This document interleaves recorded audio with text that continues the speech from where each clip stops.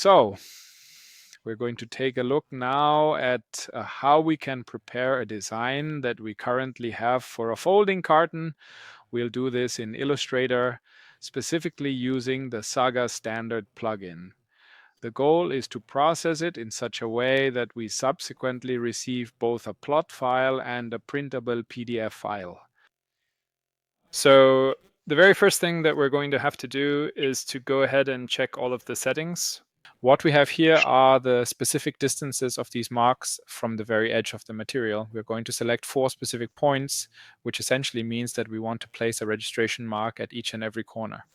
Additionally, we also require a diagonal QR code to be included. This arrangement implies that one QR code will be positioned prominently at the very top of the page, while another will be placed at the bottom. And we would like to take another quick look at this down here. On the one hand, there's auto sort, which means that the cutting paths are intelligently sorted and arranged.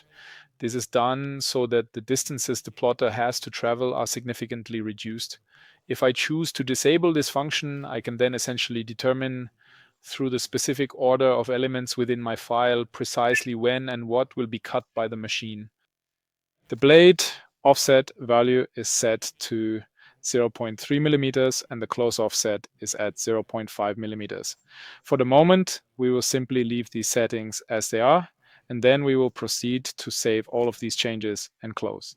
Next, we will click just once on the option to add the registration marks. We can already see that we now have the registration marks placed directly onto the sheet, and we can also observe here beneath the layers that something has clearly changed. We now have a dedicated cut layer and a crease layer. These are extremely important for us, and here are some internal layers that are needed to control the whole process. These will then later for export. On the actual print file, not all of these elements will be relevant anymore. In the next step, we will then add the QR code to it. As you can see, we have one QR code already placed here at the top, and a new QR code is being generated here at the bottom. So, and now we actually just need to get everything from the graphic. So everything is now located here on layer 1. Now we just need to determine what exactly it is we want to cut. And in our specific case, I'm going to zoom in a little bit closer. It's this particular line right here. We can already observe that this has been laid out with a slight overlap so that later on when we separate it, we won't end up with any unsightly white flashes. So what we're going to do now is take this specific contour, which is actually designated to be cut out, and then we'll move it over into the designated cut layer. And for the time being, we'll just remain at this current zoom level. What we're observing here is this distinct black line, which represents the section that will subsequently be creased. And this specific part will be processed and worked on by the designated tool. We'll move this into the creasing layer, and now we'll zoom back out again. Then we'll toggle the visibility of the individual layers on and off once more. Layer 1 contains all the essential print data, which is essentially the box itself. We have here in this area only what is to be folded, and here we have in the cut layer is specifically designated to contain all of the contours that are intended to be cut. All right, so we're pretty much finished with this part now. And in the very next step, we're going to generate a PLT file for ourselves. We'll be placing that right here within our demo folder. It will then automatically be assigned the number 5, followed by a significant number of zeros, and finally the number 13.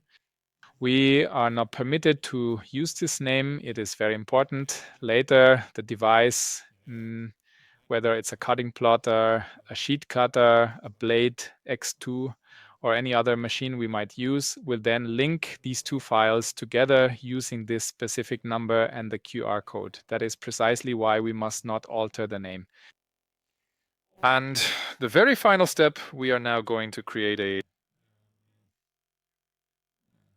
This is a PDF file. We'll name it box sample and then we'll save it. And this file, the box sample, we can then print out on the printer, then place it into the device. And using the QR code, the device will automatically retrieve the correct cutting file. This is done either automatically through a tool, like here the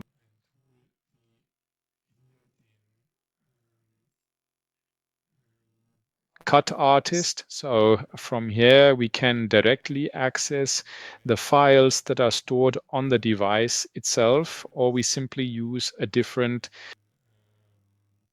We'll take the USB stick and then we will immediately proceed to transfer all of the necessary files directly from it. You simply transfer the data from the USB stick directly onto the device. That's all. Thank you very much.